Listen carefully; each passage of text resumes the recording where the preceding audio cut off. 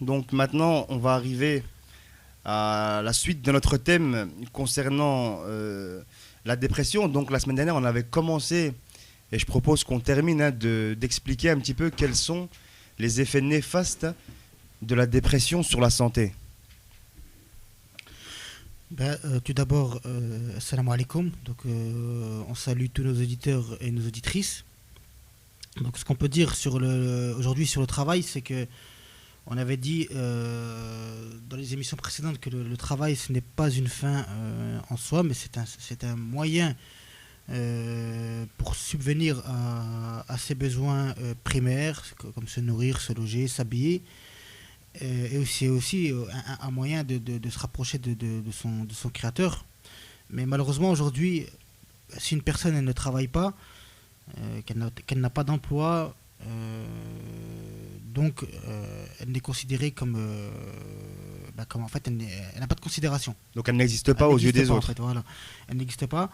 Et par conséquent, cette peur de perdre son emploi et de ne plus exister, ça va engendrer automatiquement beaucoup de problèmes psychologiques, comme le stress chez les salariés, de la dépression et voire du suicide pour certains. Donc surtout que le suicide aujourd'hui, C'est devenu entre guillemets monnaie courante. monnaie courante. On se souvient des nombreux suicides chez France Télécom, donc l'an dernier.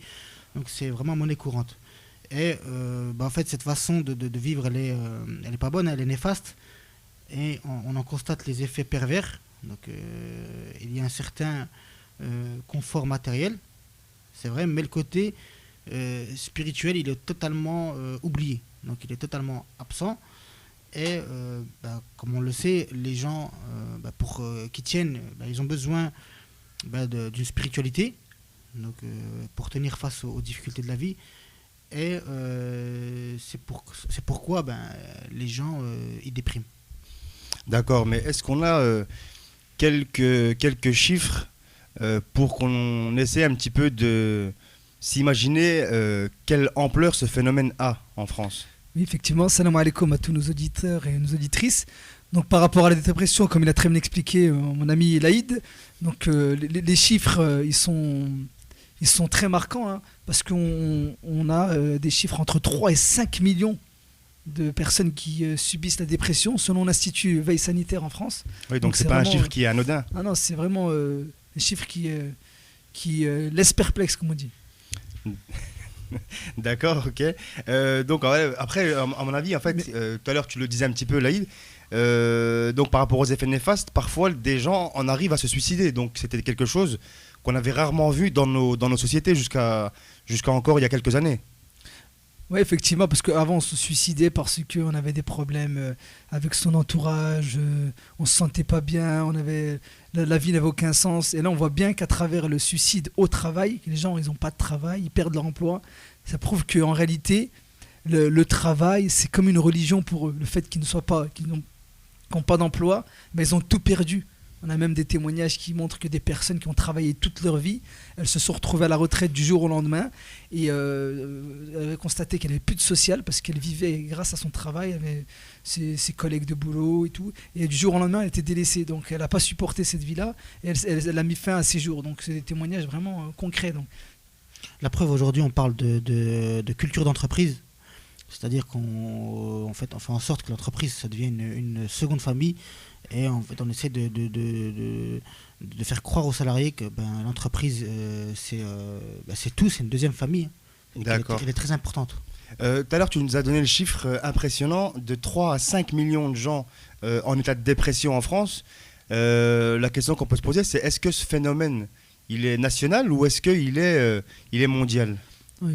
Non seulement il est national, mais il est international, puisqu'on a d'autres chiffres que je n'ai pas cités. D'ailleurs, au Canada, on a 18% des employés qui ont affirmé avoir déjà souffert de dépression. Donc, les sources, c'est Ipsos, Red, novembre 2017.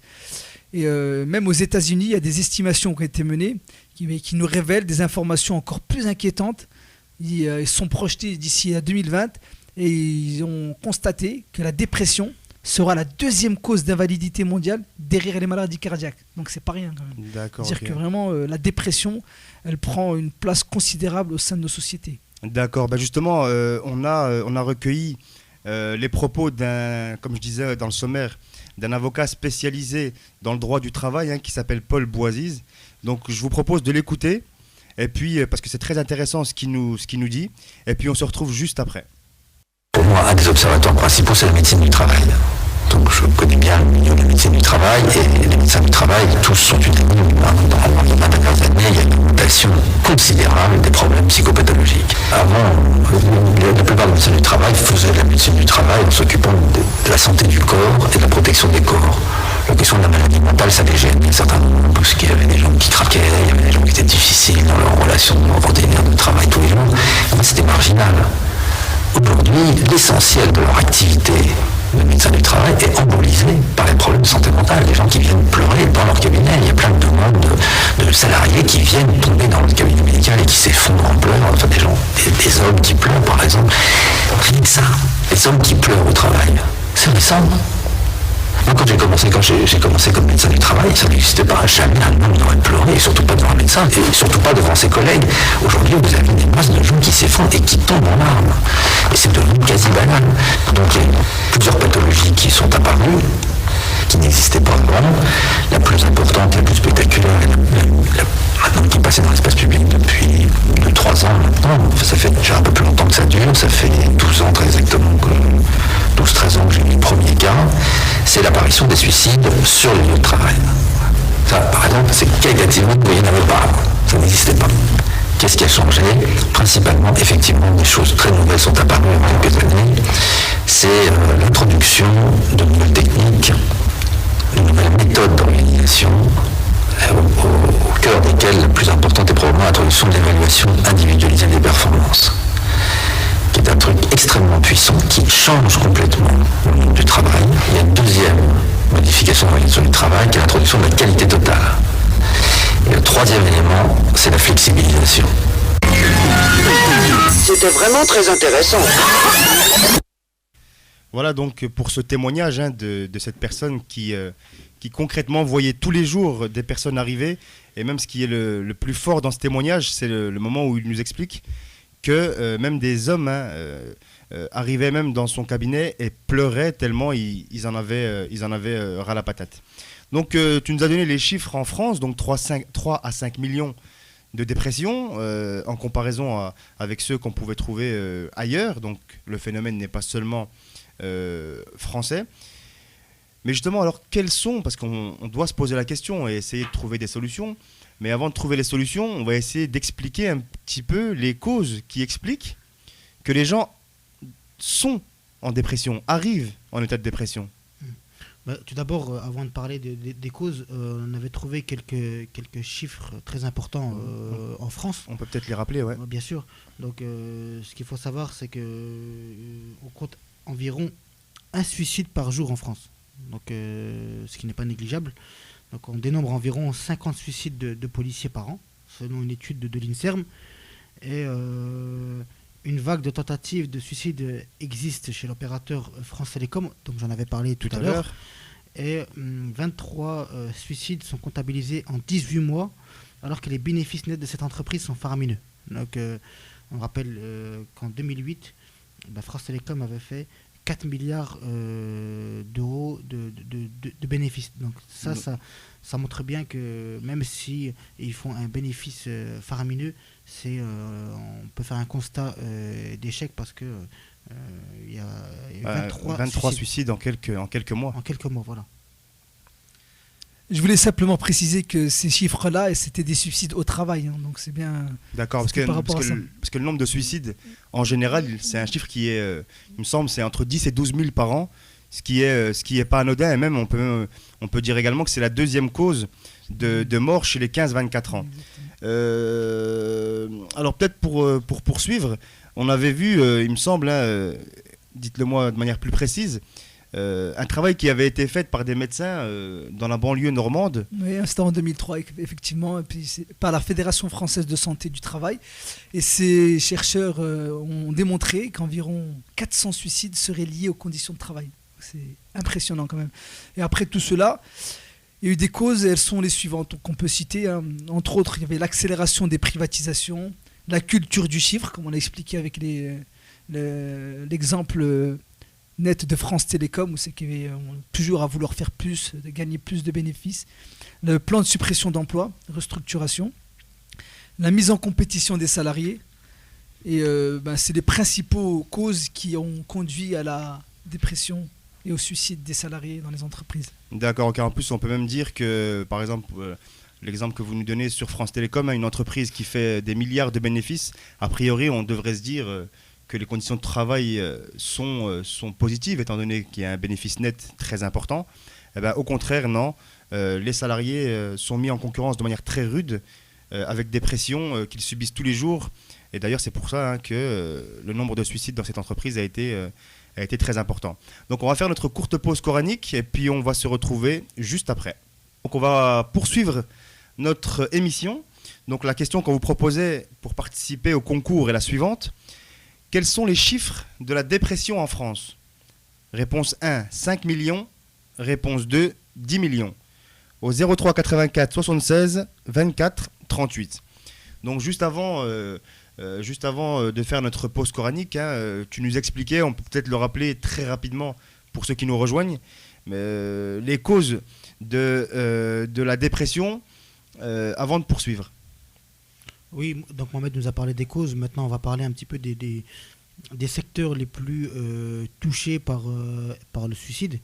Donc, selon une enquête de l'Institut national de prévention et d'éducation pour la santé, qui s'appelle l'INPES.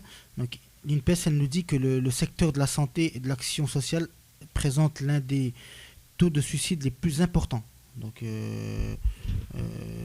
ça représente 34,3%. Donc, des suicides dans le monde du travail. D'accord, donc parce que tu nous dis c'est dans l'action sociale, ça veut dire que c'est en priorité ceux qui viennent en aide aux autres. Voilà. Qui après en fait subissent entre guillemets les conséquences, voilà, dans tout ce qui est et deviennent dépressifs. Voilà, qui deviennent dépressifs. Et la France malheureusement elle a le triste privilège de se classer parmi les pays qui affichent la plus forte mortalité par suicide. Donc on compte environ 12 000 décès par an depuis 1993. Donc, en plus c'est un chiffre qui stagne. C'est un chiffre qui stagne bien sûr. Et ce chiffre il est très élevé.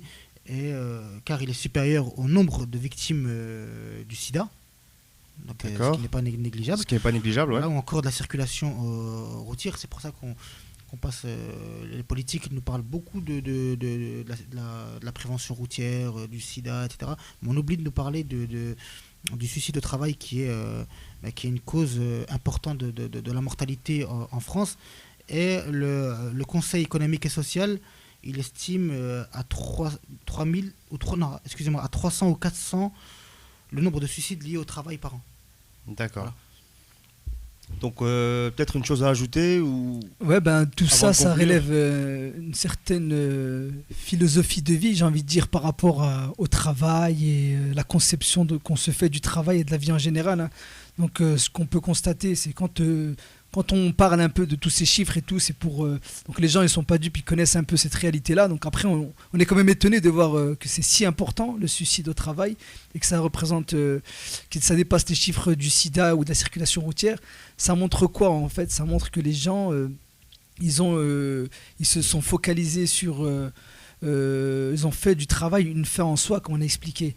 Or, on sait très bien que le travail, c'est simplement un moyen, comme on le dit à chaque fois, pour subvenir à ses besoins, toutes ces choses-là. Donc en islam, on verra la semaine prochaine, je pense, les solutions par rapport à la conception du travail et toutes ces choses-là. Ça montrera un peu comment l'islam conçoit le travail et les relations entre les salariés et toutes ces choses-là. D'accord, très bien. Justement, en plus, ça sera notre dernière émission, donc on aura l'occasion de prendre notre temps et d'expliquer un peu la vision de l'islam et puis surtout ce qu'elle propose de manière concrète.